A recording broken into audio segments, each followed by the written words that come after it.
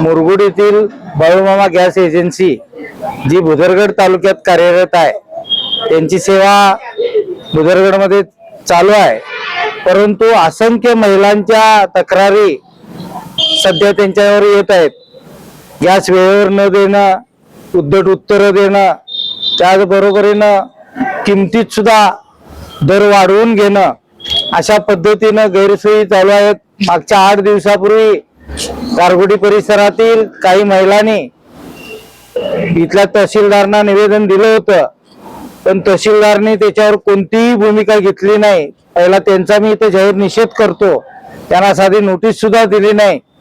अगदी म्हणजे त्या अधिकारी सुद्धा त्या एजन्सी वाल्यांना मॅनेज आहेत म्हणायला काय हरकत नाही. आज त्यांच्या लोभापोटी काहीतरी त्यांच्यावर कारवाई करत नाहीत, म्हणून आज आम्ही प्रांत कार्यालयात निवेदन द्यायला आलेलो आहे.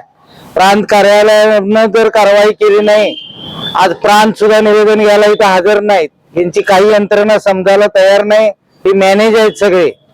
त्यामुळे मी तुम्हाला एकच सांगतो की इथं जर न्याय मिळाला नाही तर भविष्यात कलेक्टर ऑफिसच्या दारात धरणं आंदोलन केल्याशिवाय राहणार नाही, एवढा इशारा देतो. आणि गारगुडीमध्ये स्वतंत्र एजन्सी व्हावी. मुरगुडचा एजन्सी इथे येणार आणि तो इथे कार्यालय नाही त्याचं. 14 वर्ष एजन्सी चालवते, इथं कार्यालय नाही.